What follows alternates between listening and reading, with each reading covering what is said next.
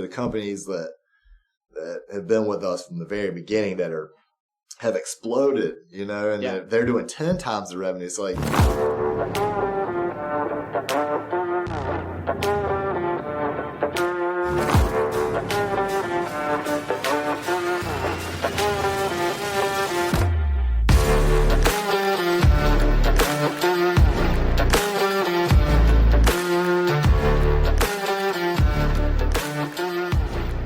Episode 21 of the Deal Ranch. Great, Vick. Thanks for having me in the office, man. A couple days before the new year. Glad to squeeze this in. Yeah, Matt. Thanks for having me. Yeah, happy to be here, obviously. But thanks to Marshall Cooper, our buddy that set this up at United Bank. So if anyone needs anything in the Wilmington area, obviously reach out to Marshall or anyone at United Bank. They're a really good team to work with. But really unique episode, really unique business. I'm excited to hear a little bit more about the Billboard business. You're the first Billboard guy I've had on, and I was coming down from Maryland back home for on Monday after Christmas, and I saw a handful of your billboards on 95, so that's really cool. But do you want to give an intro on yourself, Gray, and your current role at Gray Outdoor? Yes, so I currently am, I guess, the chief bottle washer at Gray Outdoor. We're trying to do everything at some point, but more or less my role now is more of a general manager of the company. And obviously we're a sales organization, and we're selling advertising on our space. Yeah. And so that's a real big part of my everyday job is on the sales side, along with continuing the growth side of the company as well. So just continuing to try to keep growing, but then also maintaining all the existing signs. So we're, it always seems like a billboard could just be just a random investment, but it really is just another company or similar to any other company and how we operate. And we have a really good team of, there's 3 other salespeople and then myself. And, then I've got 2 other real estate guys. So we're rocking and rolling, and we've been very blessed. I love it. Yeah, I'm excited to hear. So what is the kind of current overview? So how many faces, I guess you guys call them, different sign types, like what markets are you in, and then what other services right now is under Gray Outdoor?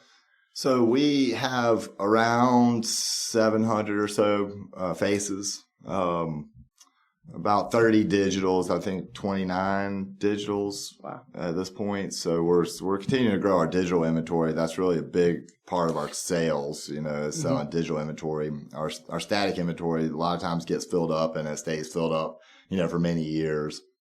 And so we're mainly in North and South Carolina now, mostly east of 95 is the majority of our assets. 95 east is the majority of the assets that we own. Got it.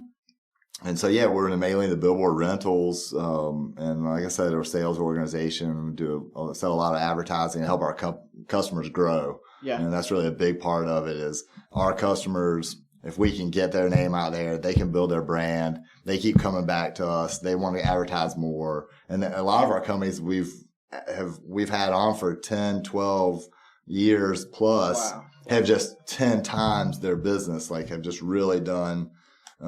They've grown their brand so much, and their businesses have just taken off. Now, not just because of the billboards. Obviously, it's been a very good compliment to a company that could really perform well. They can go out there and get it done for their customers as well. Right. So we can always kind of get their name out there, but then they have to really perform too. Yeah. So that's really a big thing for them is the companies that have really grown through that,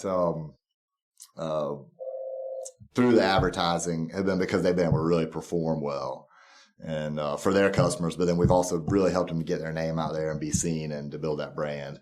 I love it. We were chatting for a while before this, but I told you I had quite a few questions just about how the billboard industry functions as a whole. But before there, so you studied accounting in school. After school, you got into the real estate business, buying and flipping. Can you give an overview of the pre-billboard days? Yeah. No, it was I guess my story was, I went to UNCW and I got an undergrad and a master's in accounting.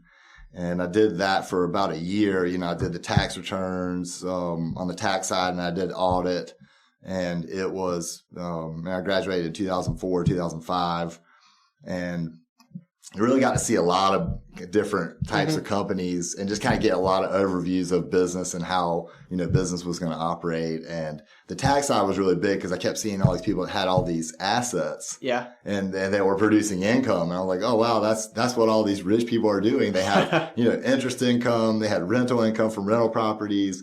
And everything was flowing through on the tax return. So I think that was a real big epiphany for me to say, hey, this is what I need to be doing. Right. And then so I was just on a quest to keep learning. I was after school, I need to keep learning more. Sure. Similar to what you're doing here with the podcast. It's hey, I want to keep learning, and you get to meet so many different people in different industries and just pick up so much more information that may lead you on the path to where you're going to go. 100%. If you just believe and have faith that you're going in the right direction, things just kind of fall in place. Absolutely. And so actually I was on an audit, and my senior was doing this business. So, he was actually putting out illegal signs, which is kind of crazy now. He was putting out illegal signs, the we buy houses signs. Oh, interesting. Just at street corners? Yeah, they called them bandit signs. So they would just put them out, random places. They're illegal in the right of way.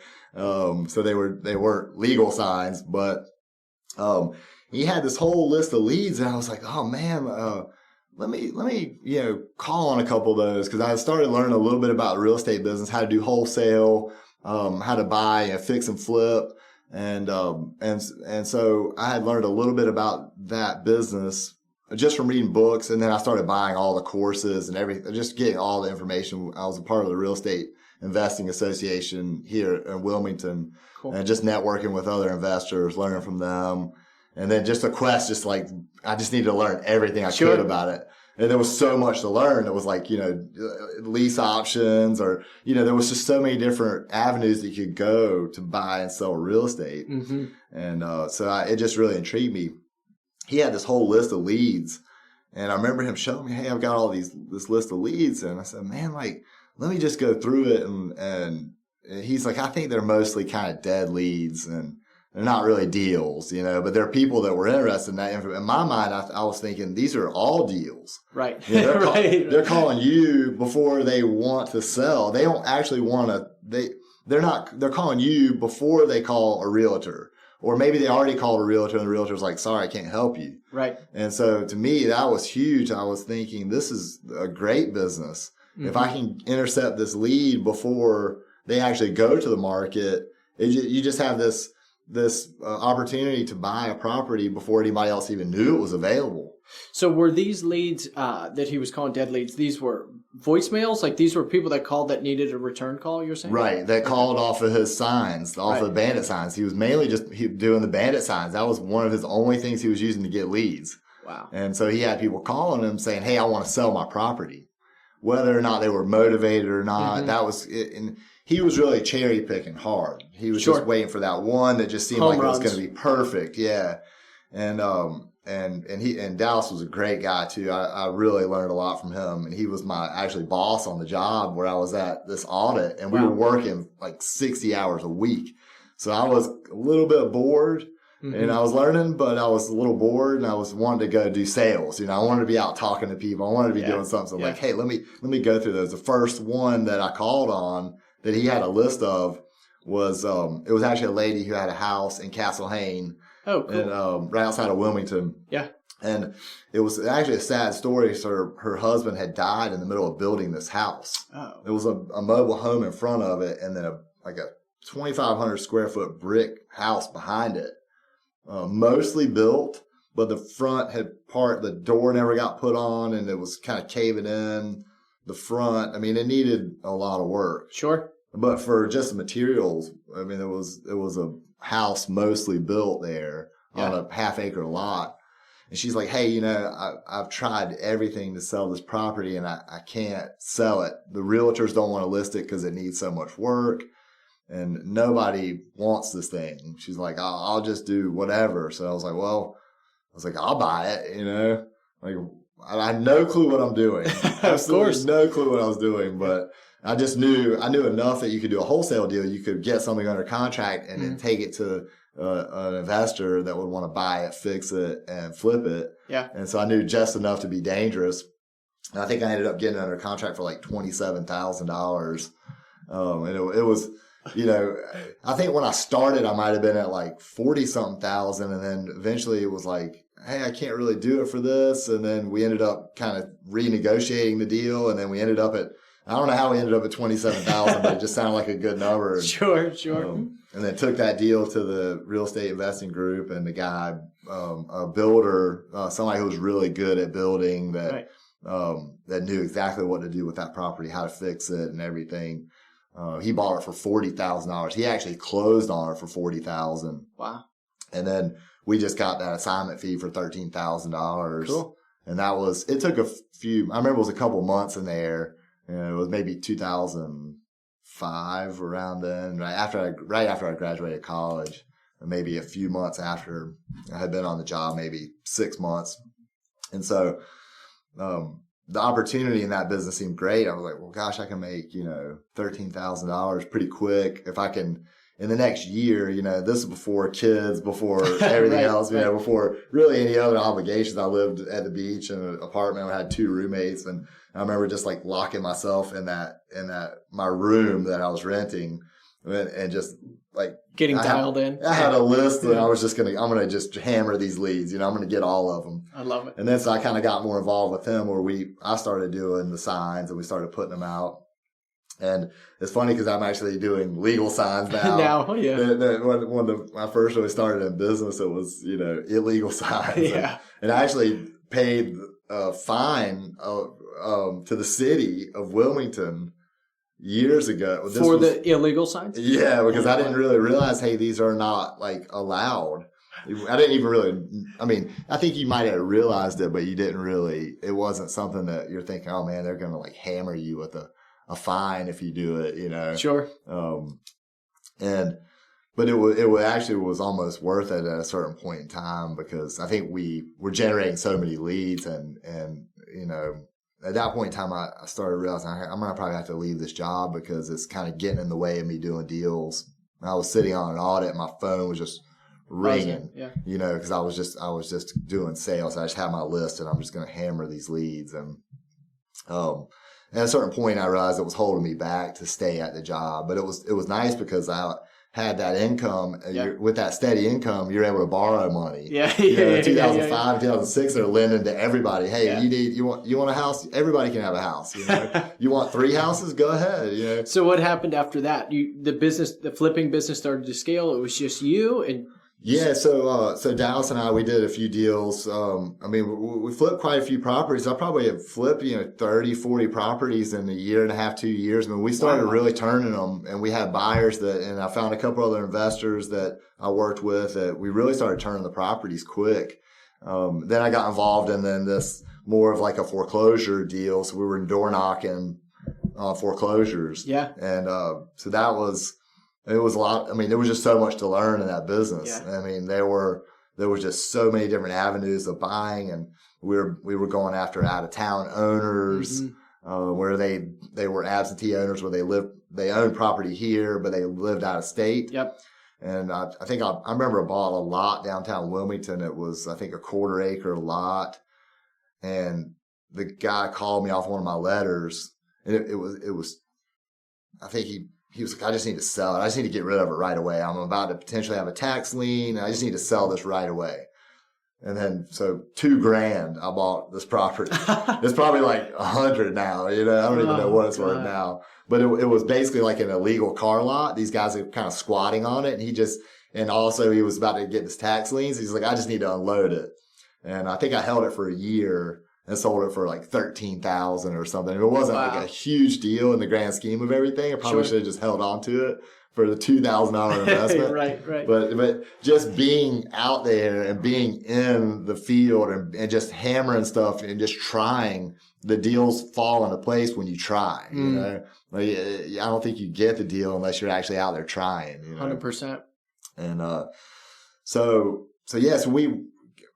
I was pretty successful in doing that business. We were able to generate some cash by doing the wholesale, and then I kept turning. Every time we would turn the money over, and then originally that $13,000, I put it all back in more advertising. Oh, nice. So doing those signs, street signs, you're saying some of the street signs, letters, and then pamphlets and flyers or door knocking. just getting our name out there to all those potential sellers. That was where we really, being willing to go back all in again and not be like, hey, I'm going to make $13,000. I'm going to go like buy a, watch or something. Go put that right back into the business and just keep going and just keep hammering it because I'm like, hey, if I can't in a year, if I can't find 2 or 3 deals like this to replace my income, then I'll just have to go back and get another job, Yeah. So I remember telling my dad, hey, I'm going to quit my job. And he's looking, you're going to do what? Like, that sounds really risky. I'm thinking it's more risky for me to stay where I'm at. I need to go, I need to do this. Like, I'm just going to just try. And if it doesn't work, then so be it. It wasn't what it was meant to be, but 100% have to swing the bat. So at what point so this was 2005, you start flipping, you meet your first partner for Waterway Outdoor. Yep. What was that? So how did what is the story behind meeting this partner? Because you guys started 50-50, right? Doing billboards. Yep. His dad was in the business, but where were you with flipping houses and when did you kind of push all into billboards? Like, what was the transition? I mean, I was living at the beach and, the guy I met at the time, his dad was in the business, and he was like skateboarding around on the street, and I was like, hey man, what do you do for work? Cause at the time I was doing really well in real estate and buying and selling, and I was like, I got a good thing going. Yeah. And he's like, oh, I do billboards. And I was like, well, how does that work? He's like, well, you kind of got to be born into it. I'm like, I don't know. Like, I'm not going to really accept that as an answer. I'm like, there has to be, I've driven down the highway before and I've seen it. Like, it's something that's caught my attention before that this could be an opportunity. And, so just kind of kept picking at him. At first, it was like, I'm not really going to tell you anything. And, then we kind of just kept talking. And at that time, and he really needed an opportunity at that time as well. But he wasn't in the billboard business? He was doing it, but mainly like maintaining signs for other people and just doing like just kind of odds and ends jobs.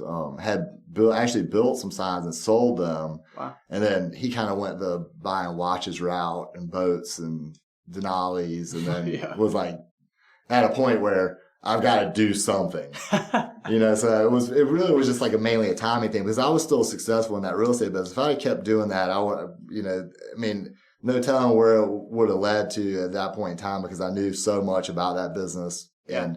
And really the timing was the 2000, we started, looking for sign locations in 2007 was right before, the market really tanked. Mm-hmm. The first signs that we built was 2008. Around May 2008, you started kind of feeling that squeeze. We had real good success, built a couple signs in a real growing area over Pender County, Hampstead area. Mm-hmm. And it was just that area was booming. But back then, it's still booming now. Obviously, it's grown a lot more than what it was. Right.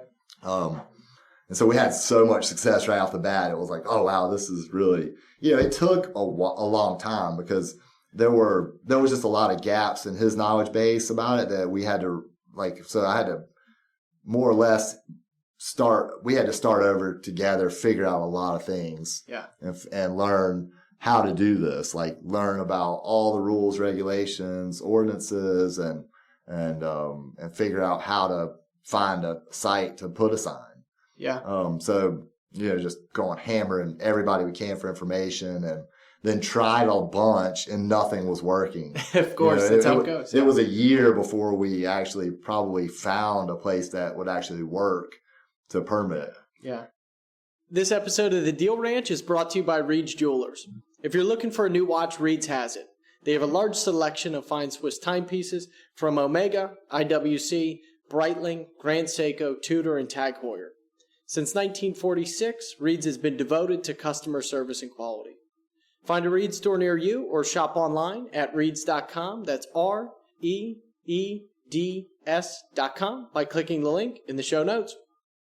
So I think it's a perfect segue because I want to get back into the Billboard story as a whole, but I think a good time to kind of do an overview of the Billboard business, right? So you were kind of talking about developing a assigned there, right? But as far as acquiring goes, it looks like there's 3 different ways you can do it, right? You can lease from the owner, you can do an easement, so buying off a little chunk of land, or buy the property in totality. So can you kind of give it an overview of like how it works on the acquisition side to buy a billboard, kind of go through those options, and then also if I'm just driving by and I see a lot that I like, what needs to happen for that to be a potential site for a billboard? Right.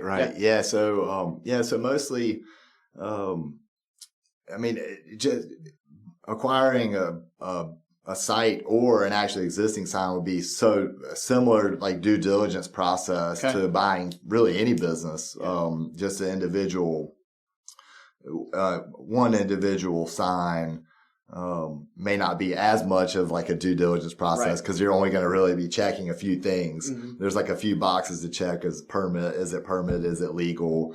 Going back through zoning to figure out like, is this like a conforming site or non-conforming? Right. But you're just underwriting that deal. Right. So what cap rates typically do billboards trade at? Like, it just depends because you might have something that's just like on like a year-to-year deal that was built a long time ago and it's on some guy's property that he could be alienated. I mean, it might be worth nothing, but like a good solid company. I mean, you can look at the public companies. You got Lamar, Clear Channel, and Outfront. You can kind of see how they're valued. Yep. Usually like 10 to 13 times, their billboard cash flow is typically about what the valuation would be. Like a smaller company, smaller market could be, 8 to 10 times, that kind of net income, net operating income. They usually call it billboard cash flow. Yeah. So that's kind of how it would be valued. The asset would be valued or individual type assets. The bigger the company, the usually typical higher multiple it would bring. Okay. Yeah. And the more buyers that would be attractive to private equity and public companies that are out, acquiring other smaller players. So what are, like, obviously the income side of the business is fairly simple, right? It's just the ad revenue. What are the expenses that are on, besides obviously property tax, but like what is kind of standard maintenance and property management? Like, how does that work for you? Like, how do you even manage all 700 of your signs throughout the state? Yeah, I think everyone's different, because you have, you might have one site that's in a parking lot that's very minimal other maintenance other than, making sure that all of your safety's in line, your poles like painted every few years.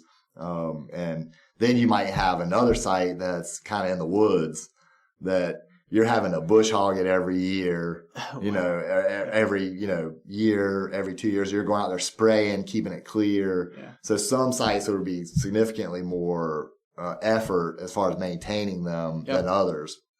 But yeah, mostly simple, like, your, whatever your rent is, your property tax or your actual personal property tax, permit fees, and then your lighting. Those are your typical. And then lighting is a big thing for maintenance as well as continuing to, make sure the lights are on, operating, make sure your timers, everything's on, everything's cutting on like it's supposed to. So that's really, it becomes like just a business like any other business mostly, But how are you getting feedback? This is probably a silly question, but how are you getting feedback? You have 700 signs, 700 faces in the 2 states, and I'm sure some on lower traffic roads than others, obviously. How are you getting intel of like this light went out yesterday? Like, how are people passing all 700 signs and telling you when to get back to them? How does that work? We try to be a little bit more proactive in that because you don't want to be like always waiting for the customer to tell you, hey, your lights are out. Mm-hmm. So we do a lot of rides at night. There's a company that makes actually like a remote monitoring that lets you know when lights are out. So we, and that's something that we're looking at this year, maybe as an investment to, as per sign, there's a cost, but really helps you kind of maintain that. But other than us actually riding out and checking them, monitoring the actual bills, monitoring the actual usage on your power bills, that's really been a big way we've done it over the years. Got it. And now that we're at a certain scale of operation, it may be worth that investment to do the remote monitoring, smart links. Got it. On each sign. Just then that way it kind of takes out, like, I don't have to watch the bills every month. It's going to send you a notification. Hey, this light bulb's out or that bulb's out. And obviously, when somebody lets us know, hey, there's an issue over here, because you have power outages and things like that. Sometimes that throw things off and knock out timers, and the ballasts might go out on an older light fixture or an LED. The driver goes bad and it starts blinking. Right. So it's always something. Sure. I think it's always going to be something, because I've got some of the smart links and they're remote monitoring, and we had one that something failed on the smart link failed.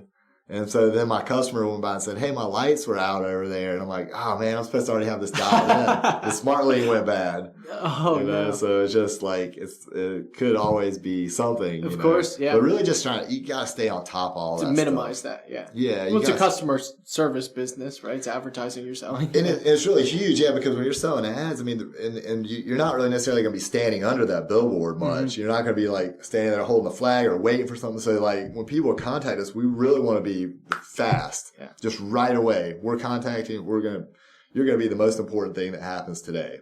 If you call us and there's any type of issue, we're going to be on that super fast. And that's really the biggest way we differentiate ourselves from the bigger competitors, is to just be super nimble, super quick to respond.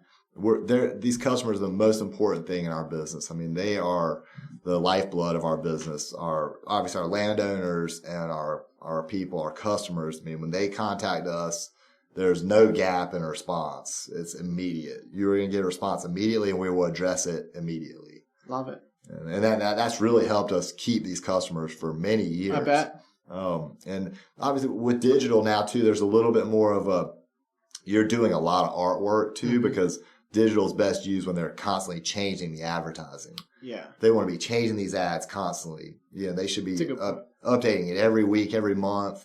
What's the sale? You want to be operating the digital billboard like you're operating social media. What's the special today? Yeah. What this restaurant, if it's a Mexican restaurant, hey, you got, dollar tacos tonight.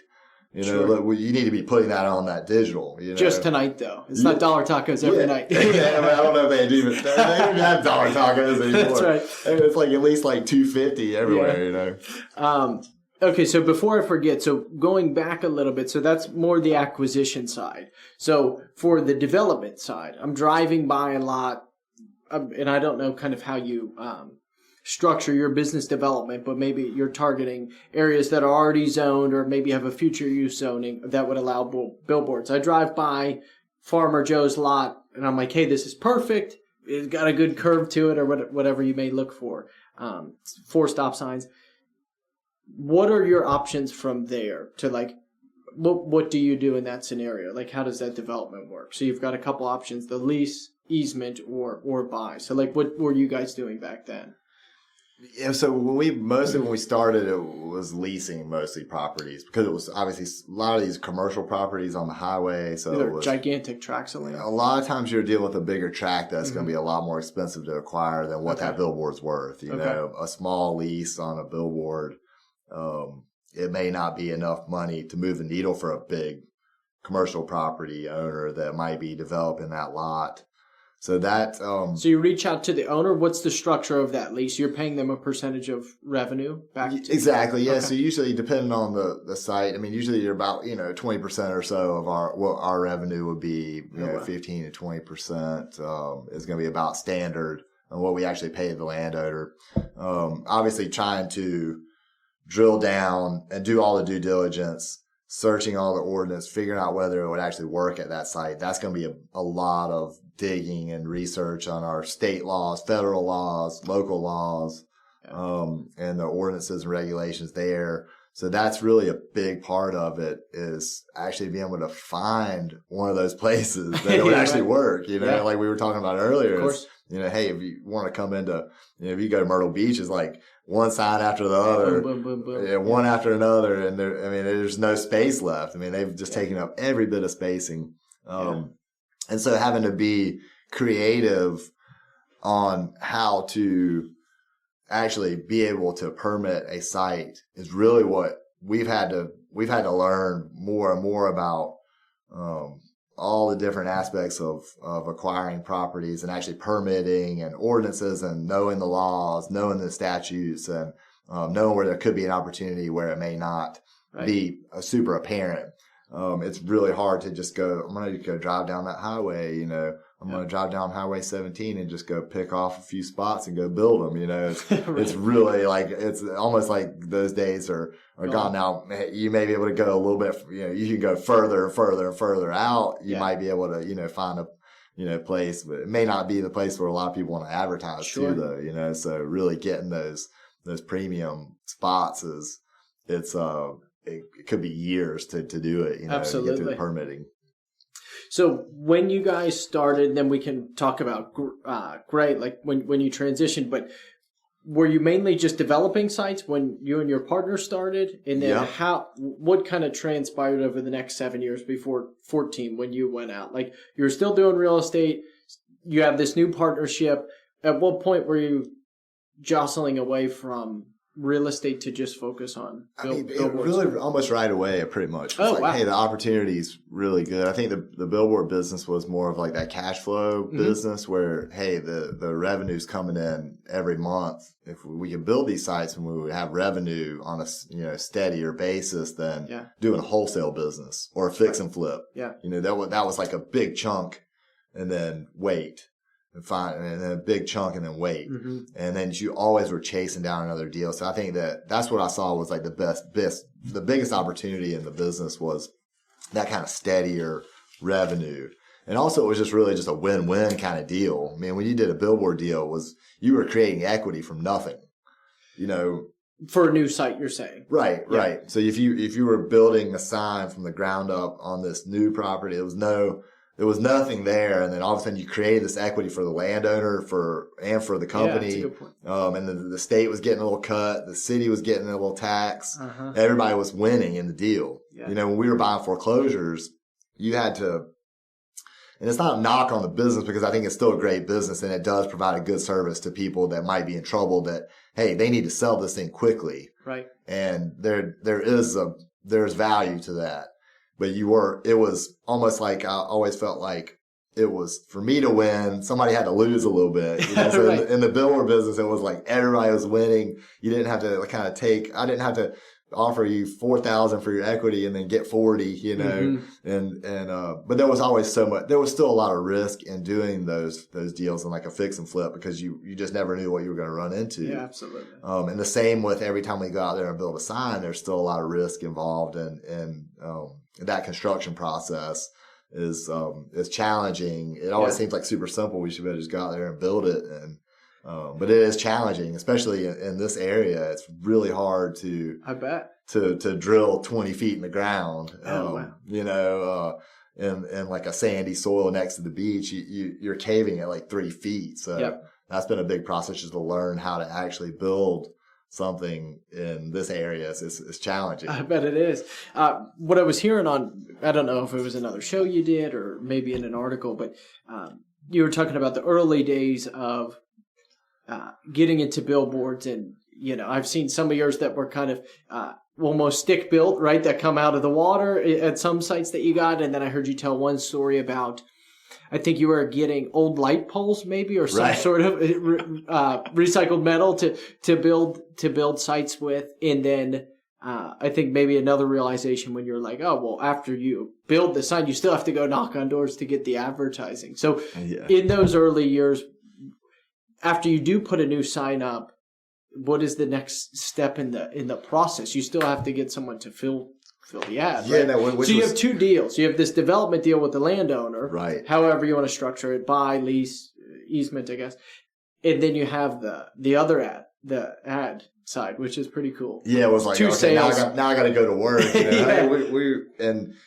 So going back to when we started, it was 2008. We built the first sign. So then we built a few more. I took out a loan. I think we bought 6 signs from a guy, and this was in South Carolina, kind of Marlboro County, actually. So I know you had the guy on there from Marlboro County, exactly right. on the show. Yeah, Marlboro Development. And So we bought 6 signs from them. I think it was, $80,000 deal. And then I borrowed another $150,000 to build 5 signs. On sites that they already had? These were sites that we had gone out and found and located, which were challenging sites and, kind of they were good sites, 74, 17. They were good sites, but they were, this was 2009. This was right at the end, I think it was middle of 2009 to the end of 2009. We built these sites. And I built a few sites on credit cards, and so I was kind of phasing out. Going back to what we were talking about earlier, I was phasing out of doing the real estate. Like as soon as I started realizing this opportunity is great, started phasing out of buying more properties. At that time, the properties I was holding, in those year and a half, there was all the equity was gone out of those properties. There was nothing really left. Luckily, I had acquired a piece of land that was, I think it was 15 lots. It was just a raw piece of land that we cut the road in, permitted it for a small subdivision. And so I was kind of holding that, trying to get that kind of developed so we could sell it. The plan was to sell that. So I was kind of in the process of doing that deal. And then I borrowed more money to start the Billboard company. So I was borrowing. And then nobody was advertising. 2009, 2010, there was nobody advertising. And we're a new company, a new Billboard company. Nobody knew who we were. Nobody, and we didn't know how to sell it either. There was I had no experience doing advertising sales. Right. And actually, my roommate at the time he was selling pharmacy bags. He came in and helped us for a little while, sold a few ads, got a few rented. That we had built, and then because I was having to pay these notes, I was paying landowners. I think we were maybe billing $10,000-$12,000 a month, and our expenses were like $14,000, a month, or somewhere around there. So we were negative cash flow because our borrowing costs, we were borrowing money at 15% at that time. So people keep saying right now, oh man, 7%. This is high. I'm like, 7% is that's great. That's still a good deal, because it's almost like the sentiment around the world is interest rates are high. Of course, yeah. And the first property that I bought, the first rental house I bought in 2004 or 2005, it was 6%. That was kind of these are normal rates to me. 3% is just like crazy low. You know? Of course. So we went. We kind of really overspent building, really, because the advertising market was just not there right at that time. Nobody really wanted to buy advertising. Our borrowing costs were real high. And so then I went back to my lender because we borrowed, and I knew enough to, after being in the real estate business, to understand about how these processes work in the foreclosure business, buying and selling properties out of foreclosure and dealing with lenders. I knew enough. Hey, I gotta go meet with my guys, sit down with them, figure this out, because we're not really able to generate enough revenue with these signs to be able to stay in business. We're going to go out of business if we keep going this route. So I went to them, sat down, said, hey, we really need you guys to help us, or else we won't be able to make it. And then these assets, you're going to end up taking them back and selling them at a loss. So hey, work with us. And then they said, okay, yeah, what do you need? And so, well, we just need to go. We'll still do the same interest. We just need interest only for a year or 2 years. So then all of a sudden, we're billing $12,000 a month, and our payments went from 14 to 10. Yeah. So now we have just slightly above water. Now we're like barely above water, just barely. We're like just treading, barely, like almost out of gas, And I remember I went to California because my sister was out there at the time, and I've been a big surfer for since I was like a kid. So this is my life. I'm out there. I'm almost not hiding from my problems, but like I was kind of like, what am I gonna do? I'm like, you're in the shade at least. I'm like just living basically off of credit cards, Wow. And through this time, eventually we just that $2,000 a month. I remember a few sites we went out and we got poles from the power company that were used poles that they had taken down and replaced power line poles. We just had to go out there and grind it out. Were they just getting rid of them or selling them? Or? Yeah, I mean, they were like super cheap. They were like $50 a piece or whatever, you know. So going back to that, you're kind of like just scratching whatever you can together. Yeah. That $2,000 a month, it didn't go very far when you're doing construction, but you know, and I was terrified of heights, but you know, we would go out there and climb right up there, just screwing boards in, and then get the. You know, I remember we did one where it was in the woods. Mm-hmm. We didn't really have enough money to clear the property. So we just got good chainsaws out, cut enough away, and then drove the line truck in there and just started setting poles. Wow. And then it was actually a big development across the street. They rented the sign before we even cleared it. And so that was, you know, $1,000 a month. And so then we just kept kind of stacking those kind of deals in there, and that basically saved the company to be able to pay all the expenses, to pay the landowners. But it was just robbing Peter to pay Paul too. Mm-hmm. At that point, where you know you would, instead of paying the guy land rent up front for the year, you would just say, "Hey, can you take it monthly?" And then you would take, you know, the $2,000-$3,000 a year you're supposed to pay him. And you try to build a sign with it. Wow. To regenerate that revenue. So it was just basically, you know, at that point to be able to build it up, you just had to be just super grind it out, like, you know, and get out there and just roll your sleeves up and chainsaws and get after drills and out there trying to do it, you know. And I was not a construction has never necessarily been my strong suit. So, but I did it, you know. I did what I had to do to get there, you know. Of course. So that kind of stabilizes over time through this 2008, 2009, 10. You start to get some money to feed it in, but you get to 2014.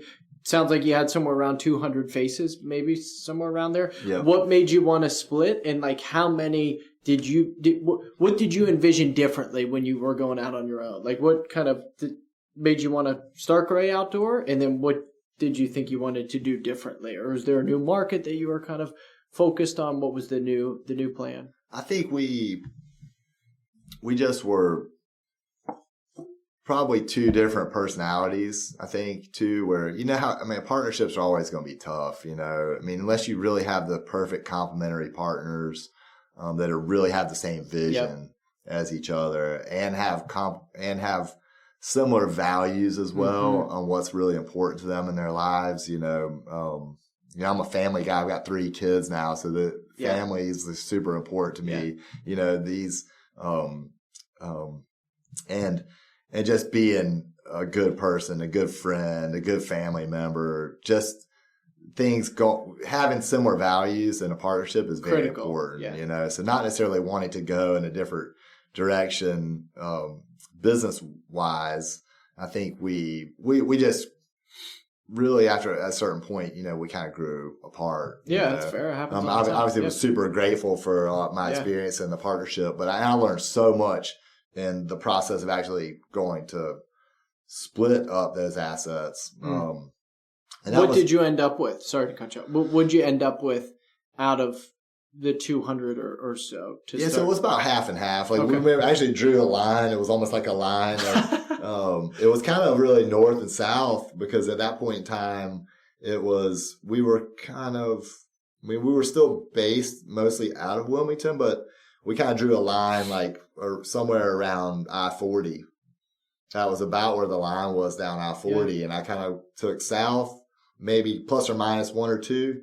We just tried to really just split up the revenue, because if I remember correctly, it was maybe we were billing. It was a decent company at that time. It was we just tried to split up the billing and to where it was about, you know, half and half. He got half and I got the other half, and then it was that this kind of actually went on really for a couple of years. I was kind of tied to it, because eventually I sold that real estate development. I think I got like, you know, $80,000 out of that deal after I sold it, and cashed that out, and then I put so much of that money back into Waterway Outdoor that, you know, kind of when I decided to start Gray, it's like, oh my God, I put everything I'll put all my eggs in this basket with this other company, and now I have to basically start over, you know. And so by the time we got done with the splitting up of the assets and finishing up that, which was about 2016. Oh wow! It really took a while to get that done. I wanted to just get it done. Mm-hmm. But I think that the other side was almost like, I'm already kind of like, I've been kind of like preparing for this on my own. So it's kind of like, I'm already kind of on my own. I'm already kind of set up. I've got my kind of like money here on the side and all this, when I had all my eggs in that basket. So it was like, longer that I can drag this on for longer, I can drag Gray into this. Like, it's better for me. Yeah. So no, and like I was like, I just got to get this done so I can just get a fresh start and start over. And around the time when I got married too in 2015, that was going on. So I was like, man, I just, the fresh start. I got married in 2015, and then 2016, right around then, we finally got the split done. Yep. Move on. I can now I'm free, and then for 2 years till you have a kid. Yeah, like free enough. And I remember that being an election year too. So I remember like, now this is my time, this is my time, because I had a lot of experience, at that point in time. I'd been through almost multiple careers at that point. I was like, accounting, real estate, 7 years Billboard. Yeah. And then several years. So, in the Billboard business, I had a lot of experience, and I had a good group of, assets to start. So that was huge. I didn't have any money. And but I had these assets that I could leverage. Yeah. And that was huge, to be able to get started again, Yeah. And I'm sure a lot of good people, relationships, because you've been in this county, right, doing good business for a long time, and then good systems, understanding how to go find deals, like your own business development philosophy or whatever you would call it. So right now for Gray, you guys have what seems like on the website 4 different services, right? So there's Billboard, and then you have artwork and design, which, okay, we want to sell an ad space. That customer placing the ad wants you guys to design. That seems like, I guess, the other line. You also do the constructions of billboards too. And then lastly, I saw like maybe social media or online marketing. So right now for you, how do you value the business? Is like majority of cash flow coming from essentially allocating capital to go buy new good billboards that spit out a lot of cash? Like, how much do you focus on driving revenue from the artwork? And then conversely, are you doing construction for other guys' sites that are doing billboards, or do you only construct your own? Now we mostly do all our own signs, mostly. Yep.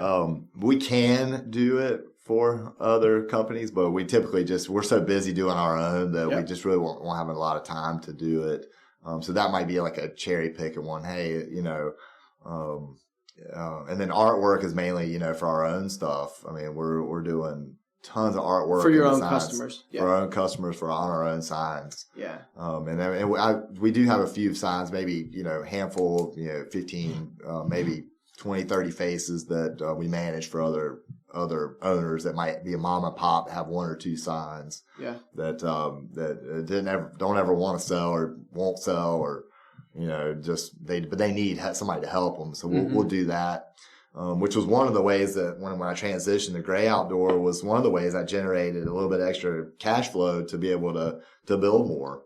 Was through design work? Was through doing some of the management of other signs. Okay. Yeah. So that was something that, because it didn't take any capital, because this business is super capital intensive to be able to build your, every new site, you're out there spending 30, 40,000, 100,000 to put up a sign or a new digital, you're hundreds of thousands of dollars in this. Mm-hmm. So it's super capital intensive. But you had to build up the cash flow to be able to leverage that cash flow into the next deal. Yeah. But the majority of our revenue, I mean, 90, almost close to 100% is just through our billboard rentals. It's through the rental revenue. We typically, our production costs covering mostly our costs for maintaining. Got it. And the labor to change them, to print, the new vinyls on our static signs, and then artwork for digital. So the majority of that's kind of more or less a wash. There's a small amount of revenue from it, of net revenue from it. What percentage of your signs is build versus buy? Like, what did you guys develop versus would you acquire? So we've acquired a few different, like, smaller companies. I've bought, HBI was a big one. They were based out of Whiteville. That was probably 40 faces. And the Cardinal Sign Company in South Carolina that we bought was, that was like a 40 faces. That almost goes to Charleston, like down, kind of more in the outskirts, like Florence to Charleston, out in the, I won't say the middle of nowhere, but a little bit. Yeah. It's starting to grow. Yeah, it kind of is a little bit, But those were really good acquisitions for us because they were kind of deals where not really that many other people were really wanting it. So they're really like fire sale type prices, you know? So for me, it was like, oh man, I can get this, and this really will help us build this company up. Yeah. But build versus buy, I mean, we've built, I'd say probably 75% of the signs that we have, we've built, and then we've acquired a small amount. The other because 25. the acquisitions are typically going to be a more expensive deal. To go buy a small company that's well built or well operated, you're still paying that high multiple. Yeah. But then it's just a cost basis business. Like you only make money based on a good purchase price for acquiring that type of deal. So for you, at that point, like with developing, being the 75%, like what areas, how do you know what areas you want to go into, especially new markets? Because it's not like you're just Wilmington. You have so many signs across both states at this point. Like what makes a high revenue generating area? Is it solely based off traffic and then also traffic count, and then also is it very contingent on the amount of time people are stopped? So stoplights, you're valuing stop signs, maybe a curve in the road. Like, how do you value a new market? So the visibility is the visibility is the key to really a good site. Period is visibility. Okay. Like you said, a curve, a stoplight. Those are going to be keys for our placement wise, just placement wise. But placement wise isn't going to necessarily be everything. It's going to be almost, obviously, where there's ordinances that are friendly enough where they're not like, no, heck no. But we've gone to some of those places and gotten them in too. So, there's always a way. So really sometimes you have to expand your horizon to go a little bit further out than where anybody else wanted to or tried to go. Yeah. But being able to pick the right sites is really important. But being able to pick the right site and then also be able to get a permit, that's really the big trick, to be able to find a place where it's really good visibility wise. Because your traffic metrics are going to be our advertising rates are based off traffic, how many people are seeing it, but then also what's the market like, just the same as if you were in a commercial, if there's 100 offices along the stretch, I'm going to get probably a little bit lower lease rent. I'm going to get a little bit less rate if there's a lot of available inventory. Supply and demand. Yeah, so and every single sign is the supply and demand process as well too. So that's really a big thing is, how can, you find a place where there's demand and then it's not overbuilt either. So that's really, but then with where we're at now, because the industry is at such a mature stage that it's hard. That's a hard point. Especially this market, the Southeast, or like just Myrtle Beach, Wilmington, it's super billboard. Yeah, a lot of people they're everywhere. Yeah, and people want to be here too. So it's and it's been it's picked over and picked over and picked over. So you just have to be more creative, and it might take years to do the deal. Like I was telling you about. Yeah. The signs on 40, there was, where we built 8 signs in a row. if you ever drive from Raleigh to Wilmington, you'll see, okay, there's all these great billboards. Is this the 13-year one? Yeah. I just saw the signs just pop up, like 2 years ago, people were like, man, those look great. I'm like, man, that's great. I'm glad people are seeing them, Right. It just seems like it just happened because everything happened. They got built super fast, but they didn't see the 13 years before that I was working on trying to get that, permitted. And built. Let's talk about that. In a second, before I forget, so in kind of bringing us to modern day, so you start with those 100-ish signs in 14. Now you've got 700. What do you think was the hardest doing this on your own? Like, what was the biggest challenge along the way and adding another 600 faces in the next? Well, first it was this construction, man. Mm-hmm. Like, I really... it was never my strong suit. And when we had the partnership with Waterway, that was his part of the business, was really the construction. I was the business guy. Wow. Yeah, that was one of the things we didn't really, he wanted to be the business guy, and I was like, well, you're the best construction guy, Yeah. So you kind of got to, sometimes, at least for me, I got to know where my strengths are, You have to. Like I know what I'm good at and what I'm not. And then and luckily when I met Andrew, and that was 2014 or so, Andrew was working at the Honda plant. He's my main guy now for construction and maintenance. I mean, they just do everything for me. Cool. And he was really good at it. He came out there I was like, man, I really need help doing this vinyl. And it was over in Florence. He went out there in 10 minutes. He was done with it. I was like, this is going to be my guy. Like, he's working at the Honda plant. And I was like, Andrew, I just need you a little bit more than like just the weekends. I was like, would you consider just going, would you consider, just coming, would you consider working, a little bit more with me? And he's like, he started seeing like, okay, yeah, Gray's going to keep growing. And we, I think he saw there was an opportunity. He quit his job, which is a really good job at the Honda plant over in Florence. Yeah. And,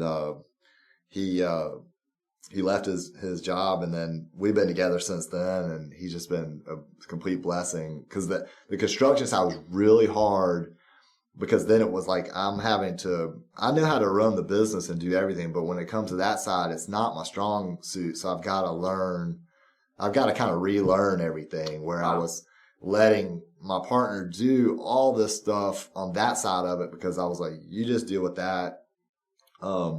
So then it was like, I've got to really learn how to do this so I can get somebody who can help me to do it. And so, with Andrew, really just kind of had to keep learning with him, so we had to learn a lot together, and then getting the people that would actually come and help to be able to build these things. Yep. That was probably my biggest challenge. So for many years, that really slowed us down a lot, which is why I was acquiring, working on trying to acquire other smaller operators as opposed to build. Now we can just build, boom, super fast. Like we weren't able to in 16, 16, 17.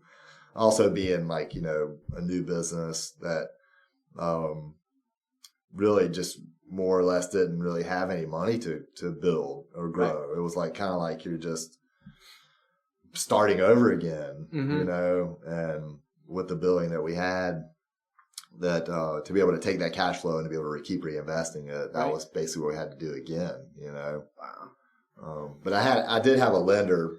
Whenever we split the company, I had to pay off half of my loan. Oh. Half of the debt, which was, bickering over that was annoying. It's, hey man, we're, so I'm paying, I had to, bring in my lender. The loan was called? Like when you split, you're saying? Yep. So we had to pay off the existing lender. Oh, wow. Yeah. So, but it was actually my lender at the time was the lender that we had the loans with that had to be paid off. They were my lender. They kind of went with me, in the deal, because I had kind of put everything together to get the loans to begin with for us to be able to build the waterway. And then,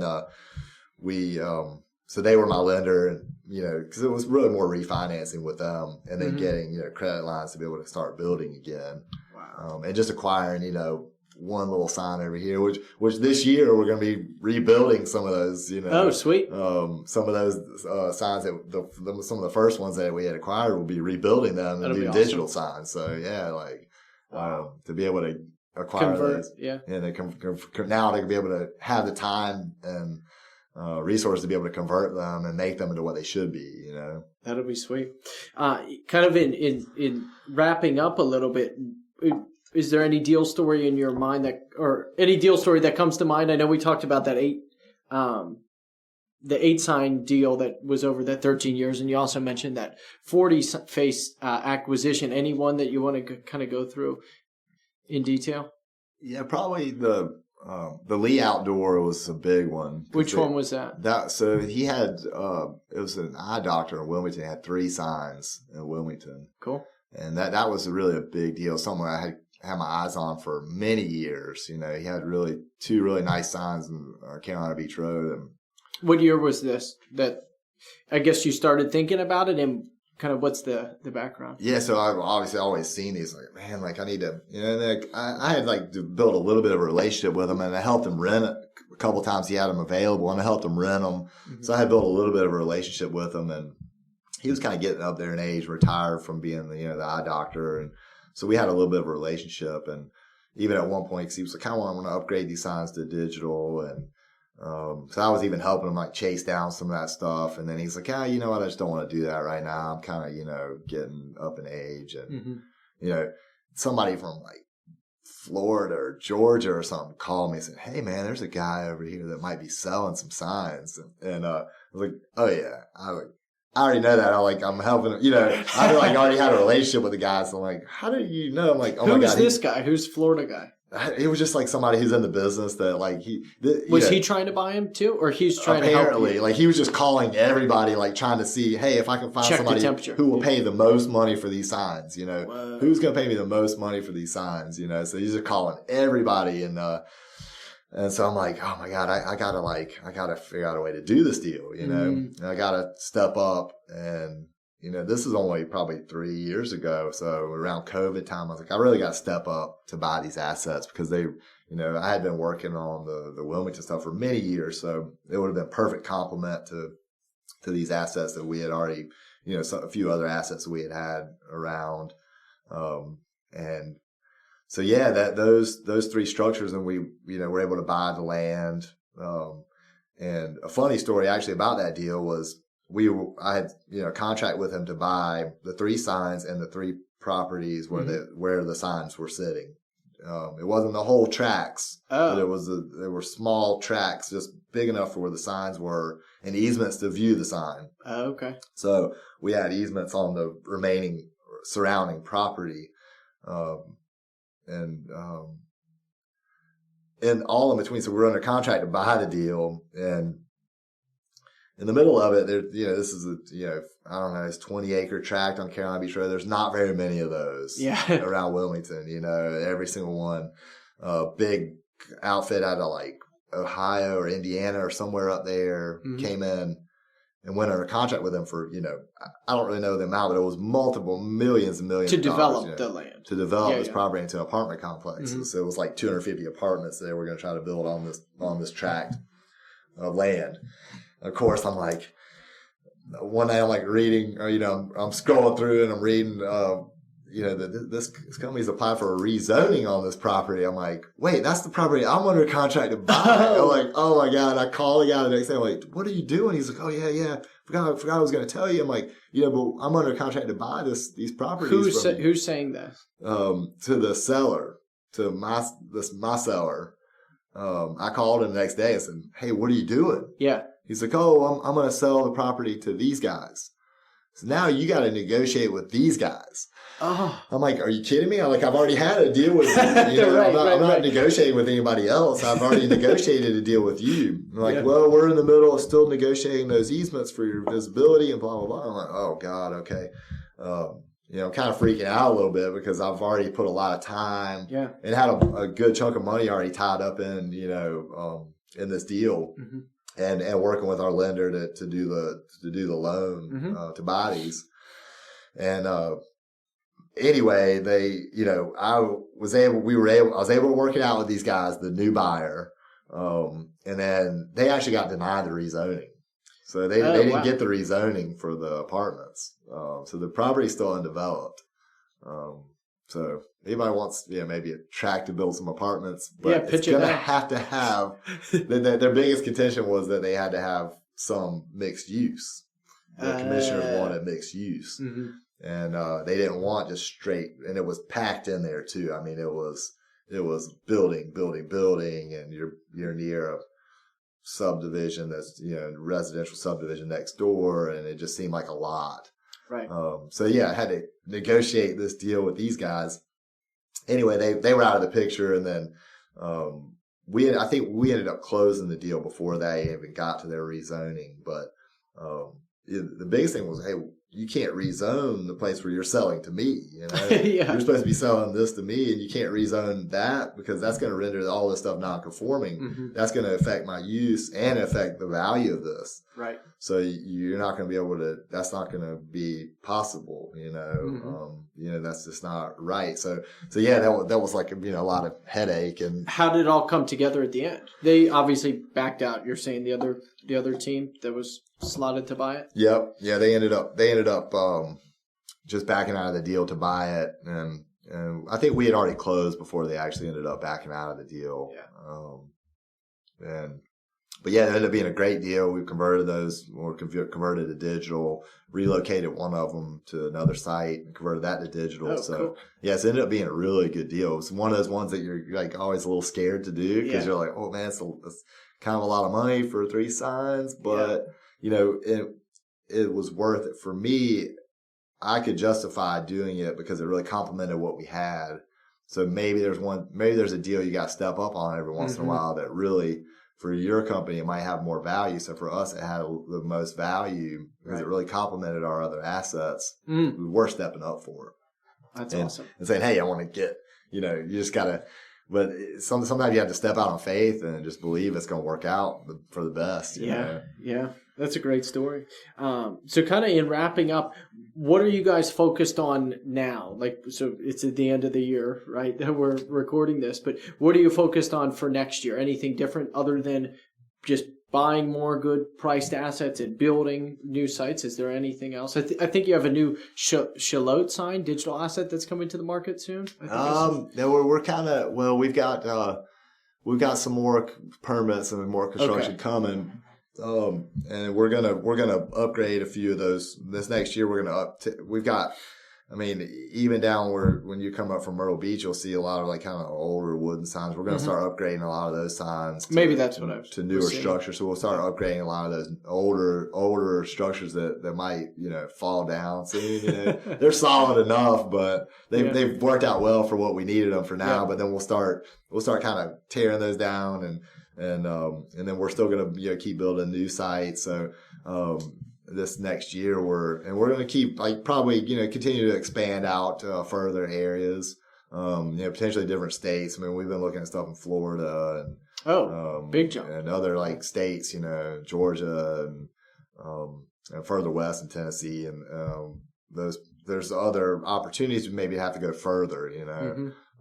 So that's really what we've really kind of wrapped up a lot of what we've taken up every bit of space you can find here. So we're sometimes you got to go, maybe a little bit further, Absolutely. And, but as of this week, there's not a better time than, right before, the new year to try to collect to collect all the rents that are owed. That's right. That's what, yesterday I was like, right now is the best time because you know what? Everybody needs to write off right now.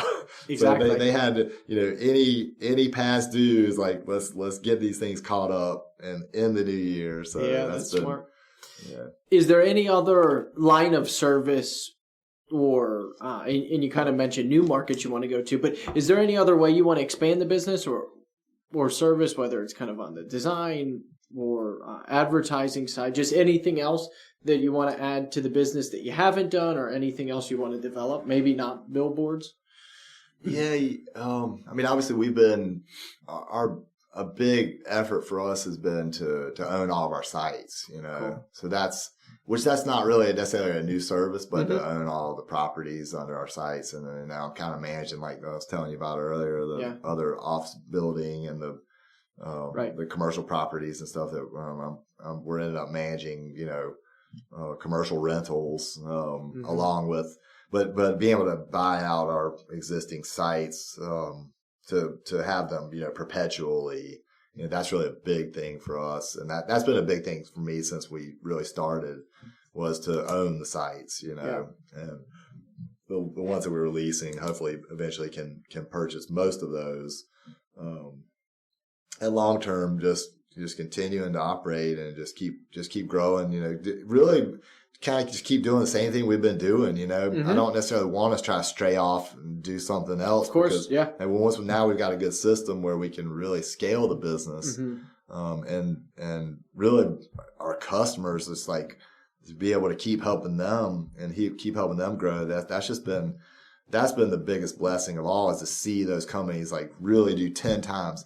The companies that have been with us from the very beginning that have exploded, and they're doing 10 times the revenue. So they were spending $20,000 a year with us over 10 years. Wow. But now they're getting back millions. Their brand is like $1 million, or they're $2 million more, and they're doing $10 million a year. It's like, to be able to see that kind of growth, that's the most rewarding thing out of anything for this business, is to see the customers and to have that long-term relationship with them, and just to see them do really well with these assets. That's really the biggest thing, is like, it's, obviously you have to make a living, but to see that us making a living off of helping those companies really grow, it's just that's the most reward. It's just a win-win, and that's, if we can keep doing that, then that's just basically, that's where I really feel like we can keep helping more companies and helping them and believing in the product, and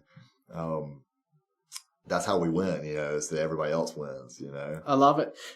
So to wrap up, is how can people get a hold of you? How can they inquire? Any larger sites that are available right now or digital you have available that you want to plug, so to speak? Oh yeah, definitely. I mean, any they contact us through the website is probably the easiest way. greyoutdoor.com, GREY outdoor.com. And contact us through there. Obviously, we have a phone number. You can call us there anytime as well.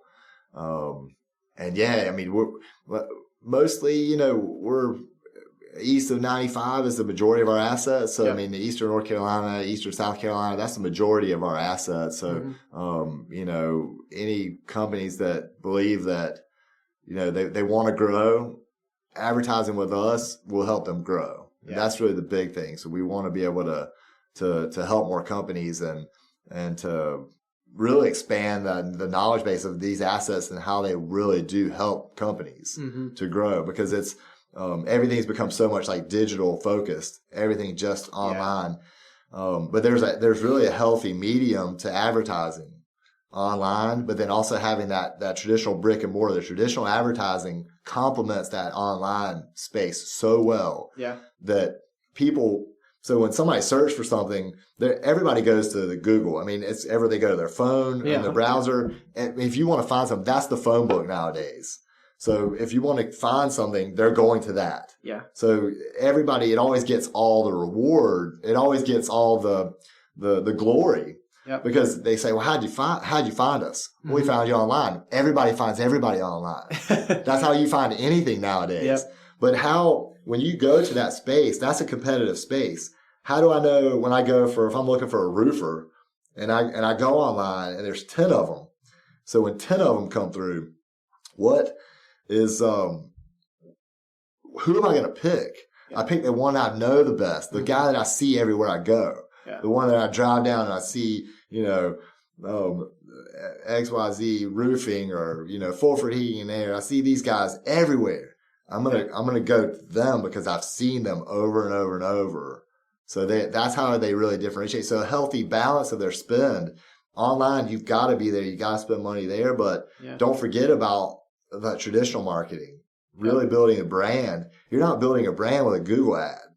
It's just not really building your brand. There's no branding to that. It's basically just like the same text along, it's this, all the stuff looks the same. Exactly. There's no branding. There's no differentiation in that space.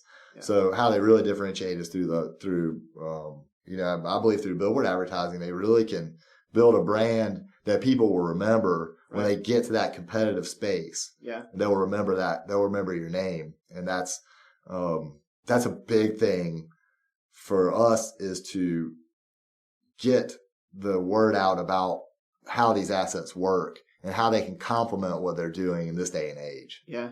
Yeah, it's fascinating. The Billboard media as a whole, as I was kind of prepping for our conversation, there are a couple things that stood out that fall in line with what you just said, but everyone's trying to get first page, on Google results. But it's like you get this billboard and everyone has to pass it, right? It's its own kind of first page. And the other thing, albeit wildly off topic, during COVID, there was a lot of media censorship. And I think I read one article you were talking about where it's like, hey, this may be the last, so to speak, free frontier where you can put up whatever you want on a billboard. I'm like, wow, it's kind of fascinating to think about, because you can put whatever you need up there. And it's not censored. It is kind of crazy. Yeah, that's something that kind of has kept me in it too, because I feel like in that you can make a difference in your, kind of more non-commercial type speech that is available. I mean, and politicals, political is big for us too, because that really helps them. A politician is going to build their brand off of that, Right. So political is big for us too. And the political spend, obviously this year, I think it's going to be real big for us. Right. As we're really seeing, especially with digital, the ease of getting them up there. But yeah, I think when we ran into that issue, I saw the article. The Brunswick County, it's like, Gray changed his mind. He's just going to, take the ad down, because at a certain point, it may not be worth it. You want to just stick your ground and say, hey, it's just free speech. I mean, he wants to put his ad up there. Let him put his ad up there. Right. I'm not going to be the one who says that this is, legitimate or not. That's not really necessarily my job as like a publisher, as to say, well, this is, I'm not a fact checker, and so if you want to say it, then you should be able to say it, Absolutely. And that's kind of, and I do really feel like that our industry is one of the, pillar of free speech, and it really does allow people to say what they want there. And so that's one of the things that, like I said, I think it's really kept me in it too, because I believe, obviously I kind of follow what God's path has been for me to follow where am I going to stay in this forever? A lot of people usually they'll build up a small billboard company and then they'll sell it. It becomes harder to kind of operate and scale, and the bigger companies really kind of, can kind of, just squash you, bulldog. So a lot of people end up selling, when they get to a certain point, they end up selling their billboard companies. But, something's kind of kept me going. And that's one of the things I think that's really kept, because I think, we do a lot of stuff for nonprofits, just free space for nonprofits. And, so that's really just a blessing to be able to do that, to help them grow, help them be seen.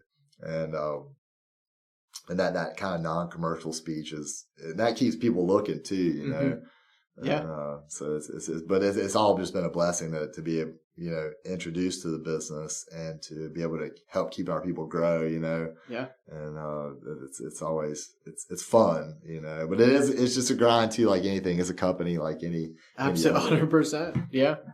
I think that's a good place to end there. Again, thanks to Marshall Cooper for setting this up at United Bank. This was a ton of fun. Thanks for doing this, Gray. Yeah, thanks, Matt. Appreciate it, man.